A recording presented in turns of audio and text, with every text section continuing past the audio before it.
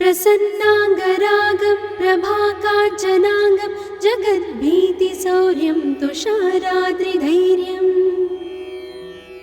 तृणीभूतहेतिं रणोद्यद्विभूतिं भजे वायुपुत्रं पवित्राप्तमित्रम् भजे पावनं भावनानित्यवासं भजे बालभानुं प्रभाचारुभासं भजे चन्द्रिकाकुन्दमन्दारहासं भजे सन्ततं रामभूपालदासं भजे लक्ष्मणप्राणरक्षातिदक्षं भजे तोषितानेकगीर्वाणपक्षम् भजे घोरसङ्ग्रामसीमाहताक्षं भजे रामनामातिसम्प्राप्तरक्षम् कृताभीलनादं क्षितिक्षिप्तपादं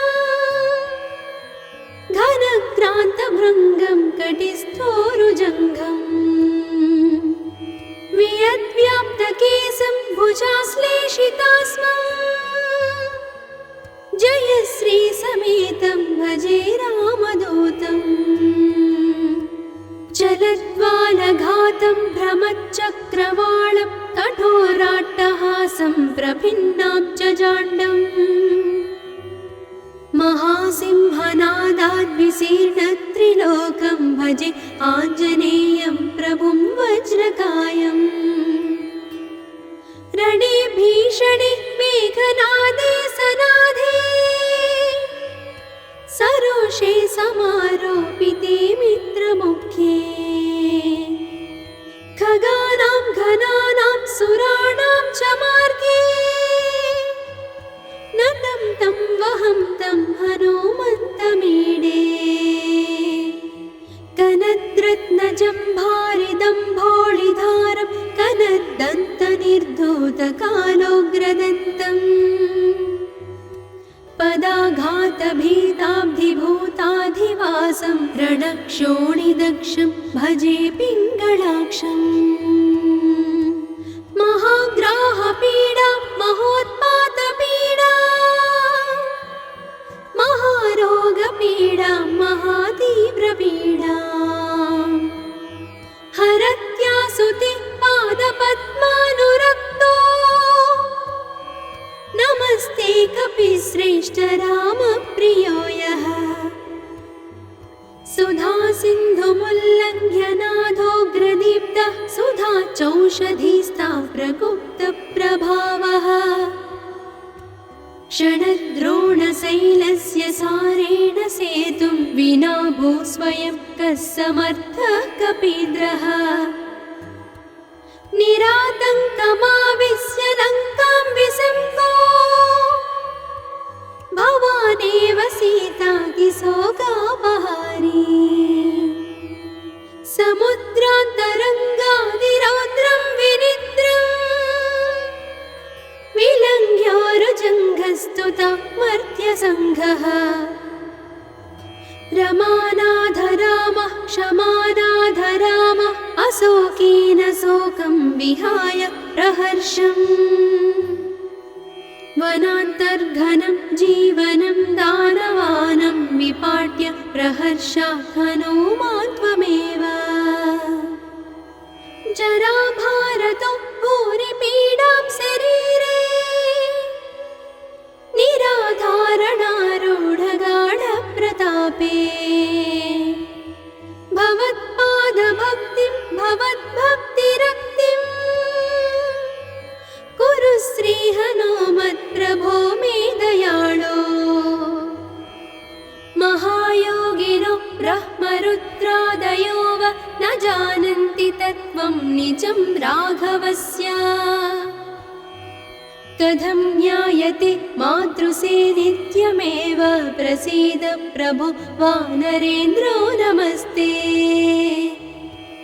नमस्ते महासत्त्ववाहाय तुभ्यं नमस्ते महावज्रदेहाय तुभ्यं नमस्ते परिभूतसूर्याय तुभ्यम्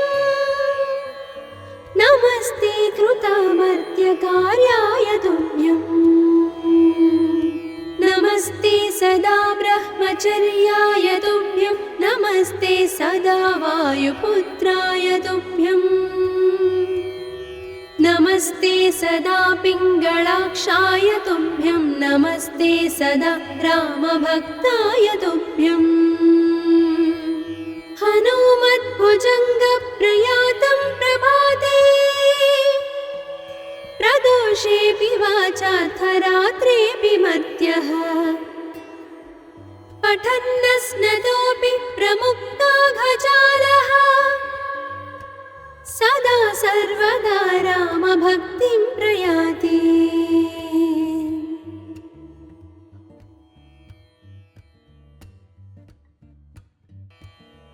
प्रसन्नाङ्गरागं प्रभाकाञ्चनाङ्गं जगद्भीतिशौर्यं तुषाराद्रिधैर्यम्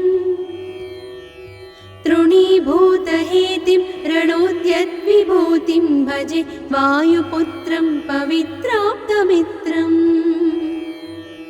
भजे पावनं भावनानित्यवासम् भजे बालभानुं प्रभाचारुभासम् भजे चन्द्रिकाकुन्दमन्दारहासम् भजे सन्ततं रामभूपालदासम् भजे लक्ष्मणप्राणरक्षातिदक्षं भजे तोषितानेकगीर्वाणपक्षम् भजे घोरसङ्ग्रामसीमाहताक्षं भजे रामनामातिसम्प्राप्तरक्षम् कृताभीलनादं क्षितिक्षिप्तपादम् घनक्रान्तभृङ्गं कटिस्थोरुजङ्घम् वियद्व्याप्तकेशं भुजाश्लेषितास्मम् जयश्रीसमेतं भजे रामदूतम् जलद्वालघातं भ्रमच्चक्रवालं कठोराट्टहासं प्रभिन्नाब्जजाण्डम् महासिंहनादाद्विशीर्णत्रिलोकं भजे आञ्जनेयं प्रभुं वज्रकायम् रणे भीषणे मेघनादे सनादे सरोषे समारोपिते मित्रमुख्ये खगानां घनानां सुराणां च मार्गे नतं तं वहं तं हनुमन्तमीडे कनद्रत्नजम्भारिदम्भोळिधारं कनद्दन्तनिर्धूतकालोग्रदन्तम् पदाघातभीताब्धिभूताधिवासं रणक्षोणिदक्षं भजे पिङ्गळाक्षम् महाग्राहपीडा महोत्पातपीडा महारोगपीडा महातीव्रपीडा हरत्यासुते पादपद्मानुरक्तो नमस्ते कपिश्रेष्ठ रामप्रियो यः सुधा सिन्धुमुल्लङ्घ्य नाथोग्रदीप्तः सुधा चौषधीस्ता प्रगुप्तप्रभावः षडद्रोणशैलस्य सारेण सेतुं विना भूस्वयं कः समर्थः कपीन्द्रः निरातङ्कमाविश्य लङ्कां विसङ्गो भवानेव सीतातिशोकापहारी समुद्रान्तरङ्गादिरौद्रं विनिद्रम् विलङ्घ्योरुजङ्घस्तुता मर्त्यसङ्घः रमानाथ रामः क्षमानाथ रामः अशोकेन शोकं विहाय प्रहर्षम् वनान्तर्घनं जीवनं दानवानं विपाट्य प्रहर्षात् हनुमान् त्वमेव जराभारतो भूरिपीडां शरीरे निराधारणारूढगाढप्रतापे भवत्पादभक्तिं भवद्भक्ति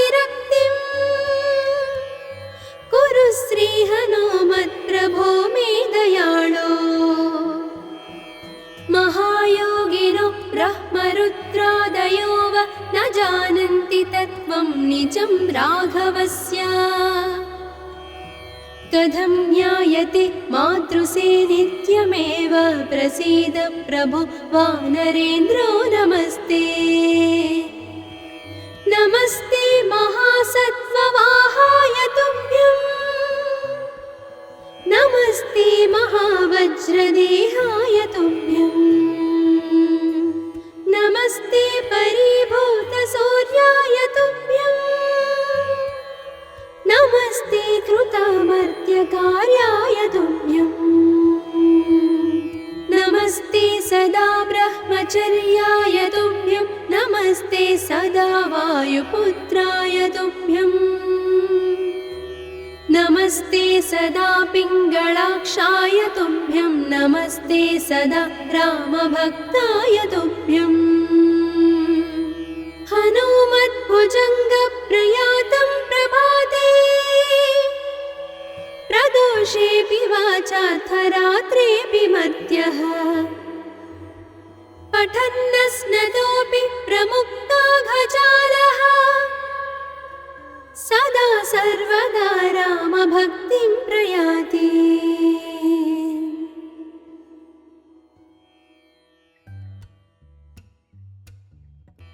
प्रसन्नाङ्गरागं प्रभाकाञ्चनाङ्गं जगद्भीतिशौर्यं तुषाराद्रिधैर्यं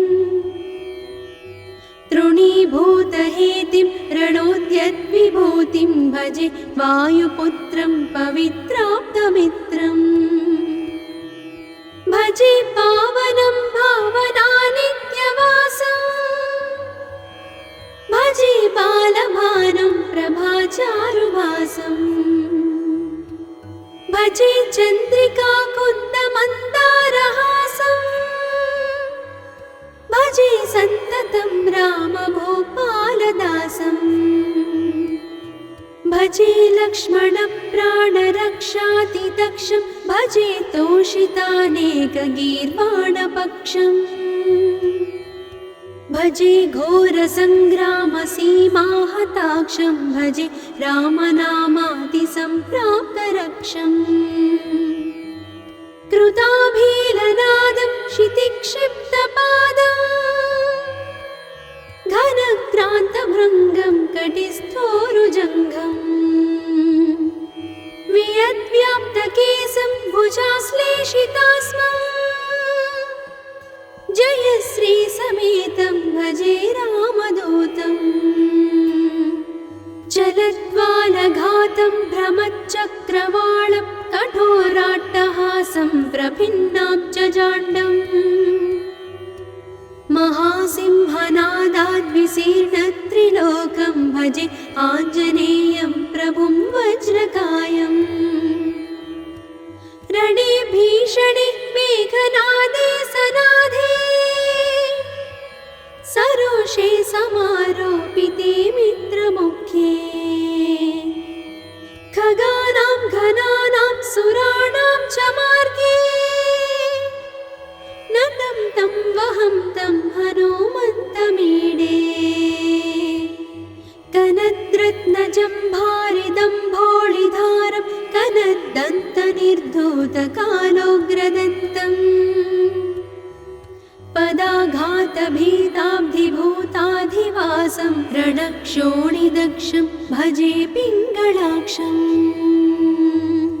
महाग्राहपीडा महोत्पातपीडा महारोगपीडा महातीव्रपीडा हरत्यासुते पादपद्मानुरक्तो नमस्ते कपिश्रेष्ठ रामप्रियो यः सुधा सिन्धुमुल्लङ्घ्य नाथोग्रदीप्तः सुधा चौषधीस्ता प्रगुप्तप्रभावः षडद्रोणशैलस्य सारेण सेतुं विना भूस्वयं कः समर्थः कपीन्द्रः निरातङ्कमाविश्य लङ्कां विसम्पो भवानेव सीतातिशोकापहारी समुद्रान्तरङ्गादिरौद्रं विनिद्रम् प्रस्तुता मर्त्यसङ्घः रमानाथ रामः क्षमानाथ रामः अशोकेन शोकं विहाय प्रहर्षम् वनान्तर्घनं जीवनं दानवानं विपाट्य प्रहर्षात् हनूमान् त्वमेव जराभारतो भूरिपीडां शरीरे निराधारणारूढगाढप्रतापे भवत्पादभक्तिं भवद्भक्तिरक्तिं कुरु श्रीहनुमत्प्रभो मे दयाळो महायोगिनो ब्रह्मरुद्रादयो वा न जानन्ति तत्त्वं निजं राघवस्य कथं ज्ञायते मातृसे नित्यमेव प्रसीद प्रभो वानरेन्द्रो नमस्ते नमस्ते महासत्त्ववाहाय तुभ्यं नमस्ते महावज्रदेहाय तुभ्यं नमस्ते परिभूतसूर्याय तुभ्यं नमस्ते कृतामर्त्यकार्याय तुभ्यं नमस्ते सदा ब्रह्मचर्याय तुभ्यं नमस्ते सदा वायुपुत्राय तुभ्यं नमस्ते सदा पिङ्गळाक्षाय तुभ्यं नमस्ते सदा रामभक्ताय तुभ्यं हनुमद्भुजङ्गप्रयातं प्रभाते प्रदोषेऽपि वाचार्थरात्रेऽपि मर्त्यः पठन्नस्नतोऽपि प्रमुक्ताघजालः सदा सर्वदा रामभक्तिं प्रयाति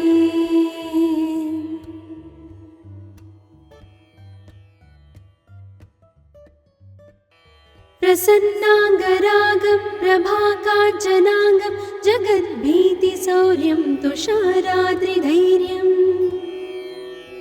तृणीभूतहेतिं रणोद्यद्विभूतिं भजे वायुपुत्रं पवित्राप्तमित्रम्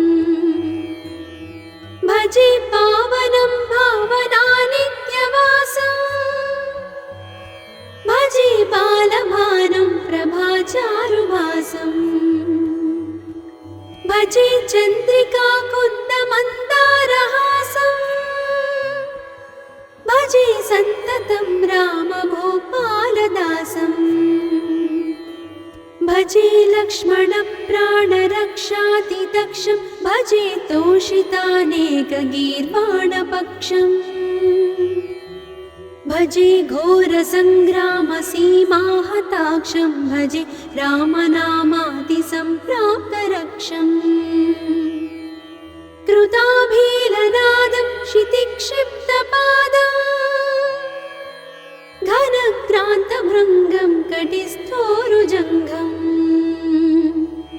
वियद्व्याप्तकेशं भुजाश्लेषितास्मम् जय श्री समेतं भजे रामदूतं जलद्वालघातं भ्रमच्चक्रवालं कठोराट्टहासं प्रभिन्नाब्जजाण्डम् महासिंहनादाद्विशीर्णत्रिलोकं भजे आञ्जनेयं प्रभुं वज्रकायम् रणे भीषणे मेघनादे सनादे सरोषे समारोपिते मित्रमुख्ये खगानां घनानां सुराणां च मार्गे नतं तं वहं तं हनुमन्तमीडे कनद्रत्नजम्भारिदम्भोळिधारं कनद्दन्तनिर्धूतकालोग्रदन्तम् पदाघातभीताब्धिभूताधिवासं रणक्षोणिदक्षं भजे पिङ्गळाक्षम् महाग्राहपीडा महोत्पातपीडा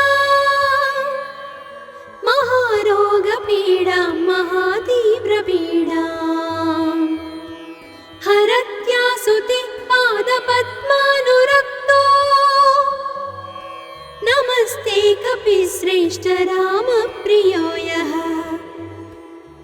सुधा सिन्धुमुल्लङ्घ्य नादोग्रदीप्तः सुधा चौषधीस्ता प्रगुप्तप्रभावः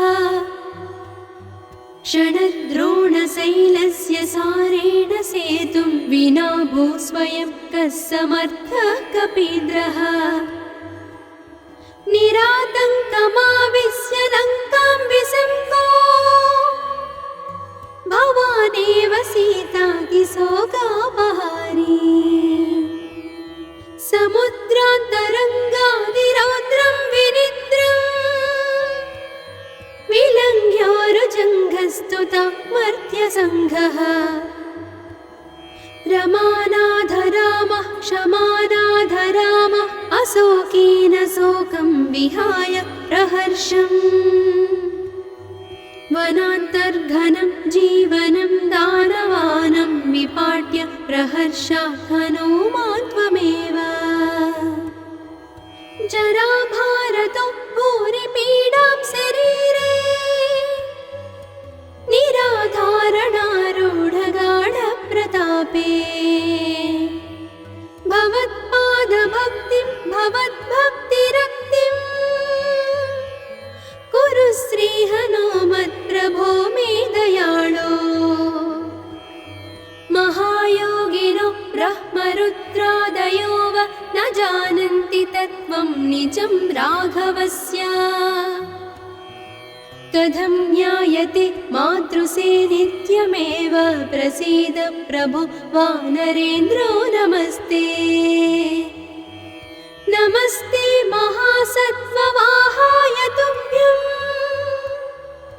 नमस्ते महावज्रदेहाय तुभ्यं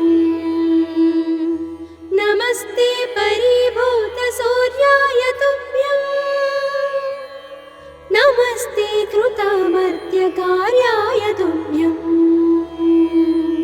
नमस्ते सदा ब्रह्मचर्याय तुभ्यं नमस्ते सदा वायुपुत्राय तुभ्यं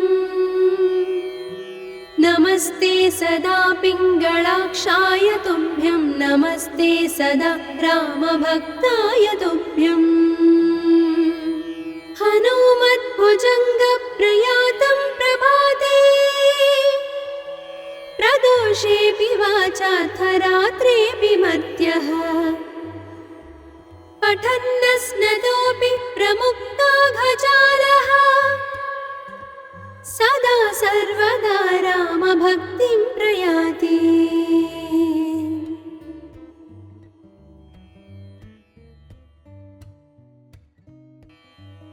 प्रसन्नाङ्गरागं प्रभाकाञ्चनाङ्गं जगद्भीतिशौर्यं तुषाराद्रिधैर्यम् तृणीभूतहेतिं रणोद्यद्विभूतिं भजे वायुपुत्रं पवित्राप्तमित्रम् भजे पावनं भावनानित्यवासं भजे बालभानुं प्रभाचारुभासं भजे चन्द्रिकाकुन्दमन्दारहासं भजे सन्ततं रामभूपालदासं भजे लक्ष्मणप्राणरक्षातिदक्षं भजे तोषितानेकगीर्वाणपक्षम् भजे घोरसङ्ग्रामसीमाहताक्षं भजे रामनामातिसम्प्राप्तरक्षम् कृताभीलनादं क्षितिक्षिप्तपादं घनक्रान्तभृङ्गं कटिस्थोरुजङ्घम् वियद्व्याप्तकेशं भुजाश्लेषितास्मम् जय श्रीसमेतं भजे रामदूतं जलद्वालघातं भ्रमच्चक्रवालं कठोराट्टहासं प्रभिन्नाब्जजाण्डम् महासिंहनादाद्विशीर्णत्रिलोकं भजे आञ्जनेयं प्रभुं वज्रकायम् रणे भीषणे मेघनादे सनादे पाशे समारोपिते मित्रमुख्ये खगानां घनानां सुराणां च मार्गे नतं तं वहं तं हनुमन्तमीडे कनद्रत्नजम्भारिदम्भोळिधारं कनद्दन्तनिर्धूतकालोग्रदन्तम् पदाघातभीताब्धिभूताधिवासं रणक्षोणिदक्षं भजे पिङ्गळाक्षम् महाग्राहपीडा महोत्पातपीडा महारोगपीडा महातीव्रपीडा हरत्यासुते पादपद्मानुरक्तो नमस्ते कपिश्रेष्ठ रामप्रियो यः सुधा सिन्धुमुल्लङ्घ्य नाथोग्रदीप्तः सुधा चौषधीस्ता प्रगुप्तप्रभावः षडद्रोणशैलस्य सारेण सेतुं विना भूस्वयं कः समर्थः कपीन्द्रः निरातङ्कमाविश्य लङ्कां विसङ्गो भवानेव सीतातिशोकापहारी समुद्रान्तरङ्गादिरौद्रं विनिद्रम् विलङ्घ्योरुजङ्घस्तुता मर्त्यसङ्घः रमानाधरामः क्षमानाधरामः अशोकेन शोकं विहाय प्रहर्षम् वनान्तर्घनं जीवनं दानवानं विपाट्य प्रहर्षात् हनुमान् त्वमेव जराभारतो भूरिपीडां शरीरे निराधारणारूढगाढप्रतापे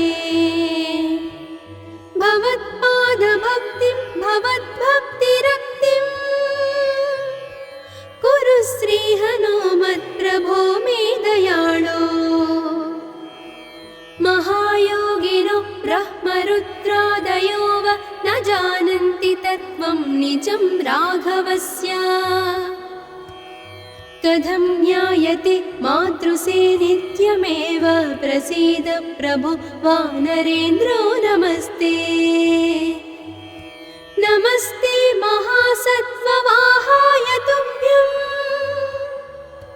नमस्ते महावज्रदेहाय तुभ्यं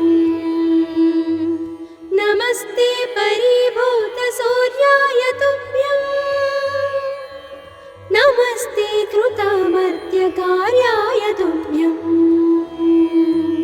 नमस्ते सदा ब्रह्मचर्याय तुभ्यं नमस्ते सदा वायुपुत्राय तुभ्यं नमस्ते सदा पिङ्गळाक्षाय तुभ्यं नमस्ते सदा रामभक्ताय तुभ्यं हनुमद्भुजङ्गप्रयातं प्रभाते प्रदोषेऽपि वाचार्थरात्रेऽपि मर्त्यः पठन्नस्नतोऽपि प्रमुक्ताघजालः सदा सर्वदा रामभक्तिं प्रयाति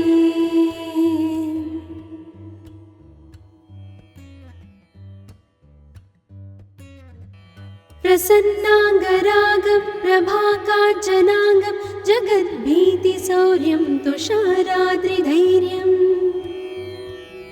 तृणीभूतहेतिं रणोद्यद्विभूतिं भजे वायुपुत्रं पवित्राप्तमित्रम् भजे पावनं भावनानित्यवासं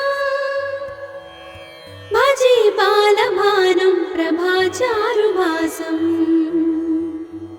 भजे चन्द्रिकाकुन्दमन्दारहासं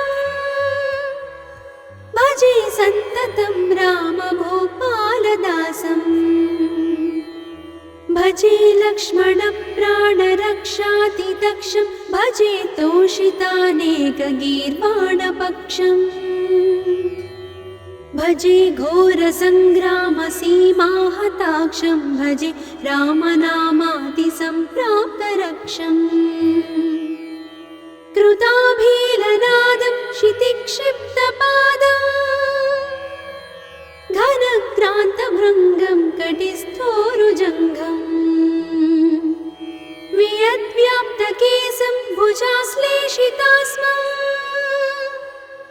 जयश्रीसमेतं भजे रामदूतम् चलद्वालघातं भ्रमच्चक्रवालं कठोराट्टहासं प्रभिन्नाब्जजाण्डम् महासिंहनादाद्विशीर्णत्रिलोकं भजे आञ्जनेयं प्रभुं वज्रकायम् रणे भीषणे मेघनादे सनादे सरोषे समारोपिते मित्रमुख्ये खगानां घनानां सुराणां च मार्गे नतं तं वहं तं हनुमन्तमीडे कनद्रत्नजम्भारिदम्भोळिधारं कनद्दन्तनिर्धूतकालोग्रदन्तम्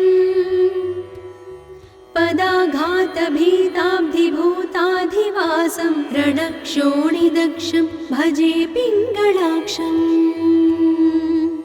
महाग्राहपीडा महोत्पातपीडा महारोगपीडा महातीव्रपीडा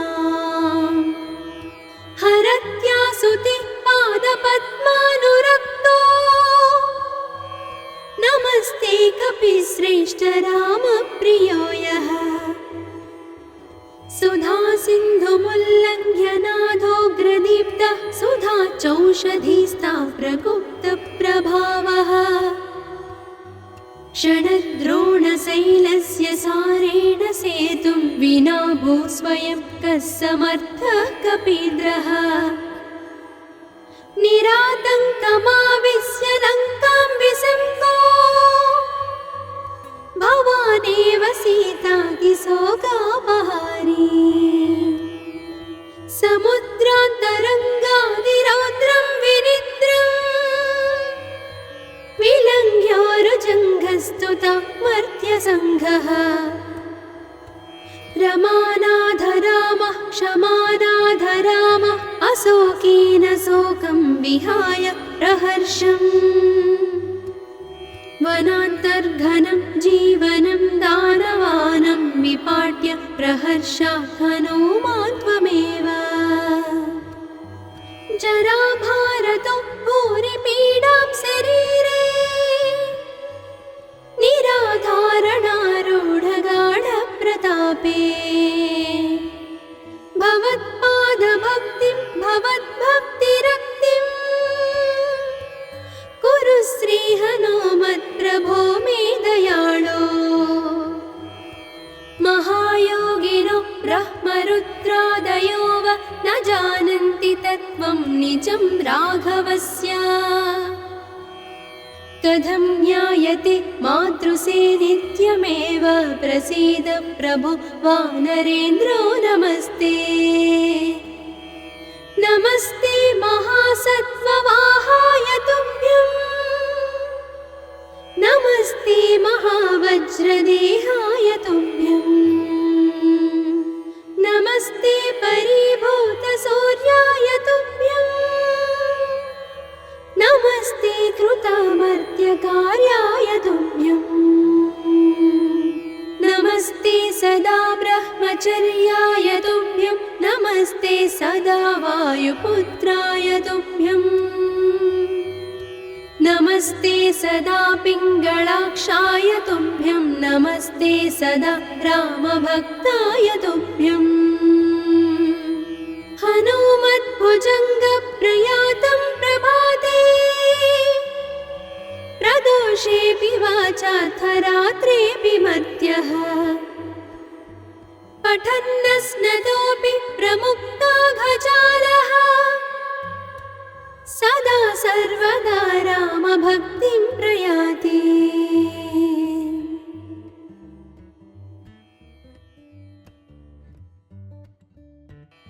प्रसन्नाङ्गरागं प्रभाकाञ्चनाङ्गं जगद्भीतिशौर्यं तुषाराद्रिधैर्यम् तृणीभूतहेतिं रणोद्यद्विभूतिं भजे वायुपुत्रं पवित्राप्तमित्रम् भजे पावनं भावनानित्यवासम् भजे बालभानुं प्रभाचारुभासम् भजे चन्द्रिकाकुन्दमन्दारहासम् भजे सन्ततं रामभूपालदासम् भजे लक्ष्मणप्राणरक्षातिदक्षं भजे तोषितानेकगीर्वाणपक्षम् भजे घोरसङ्ग्रामसीमाहताक्षं भजे रामनामातिसम्प्राप्तरक्षम् कृताभीलनादं क्षितिक्षिप्तपादम् घनक्रान्तभृङ्गं कटिस्थोरुजङ्घम् वियद्व्याप्तकेशं भुजाश्लेषितास्मम् जयश्रीसमेतं भजे रामदूतम् चलद्वालघातं भ्रमच्चक्रवालं कठोराट्टहासं प्रभिन्नाब्जजाण्डम् महासिंहनादाद्विशीर्णत्रिलोकं भजे आञ्जनेयं प्रभुं वज्रकायम् रणे भीषणे मेघनादे सनादे सरोषे समारोपिते मित्रमुख्ये खगानां घनानां सुराणां च मार्गे नतं तं वहं तं हनुमन्तमीडे कनद्रत्नजम्भारिदम्भोळिधारं कनद्दन्तनिर्धूतकालोग्रदन्तम् पदाघातभीताब्धिभूताधिवासं रणक्षोणिदक्षं भजे पिङ्गळाक्षम् महाग्राहपीडा महोत्पातपीडा महारोगपीडा महातीव्रपीडा हरत्यासुते पादपद्मानुरक्तो नमस्ते कपिश्रेष्ठ रामप्रियो यः सुधा सिन्धुमुल्लङ्घ्य नाथोग्रदीप्तः सुधा चौषधीस्ता प्रगुप्तप्रभावः षडद्रोणशैलस्य सारेण सेतुं विना भूस्वयं कः समर्थः कपीन्द्रः निरातङ्कमाविश्य लङ्कां विसम्पो भवानेव सीतातिशोकापहारी समुद्रान्तरङ्गादिरौद्रं विनिद्रम् विलङ्घ्योरुजङ्घस्तुता मर्त्यसङ्घः रमानाथ रामः क्षमानाथ रामः अशोकेन शोकं विहाय प्रहर्षम् वनान्तर्घनं जीवनं दानवानं विपाट्य प्रहर्षात् हनूमान् त्वमेव जराभारतो भूरिपीडां शरीरे निराधारणारूढगाढप्रतापे भवत्पादभक्तिं भवद्भक्तिरक्तिं कुरु श्रीहनुमत्प्रभो मे दयाळो महायोगिनो ब्रह्मरुद्रादयो वा न जानन्ति तत्त्वं निजं राघवस्य कथं ज्ञायते मातृसे नित्यमेव प्रसीद प्रभो वानरेन्द्रो नमस्ते नमस्ते महासत्त्ववाहाय तुभ्यम् नमस्ते महावज्रदेहाय तुभ्यम् नमस्ते परिभूतसूर्याय तुभ्यम्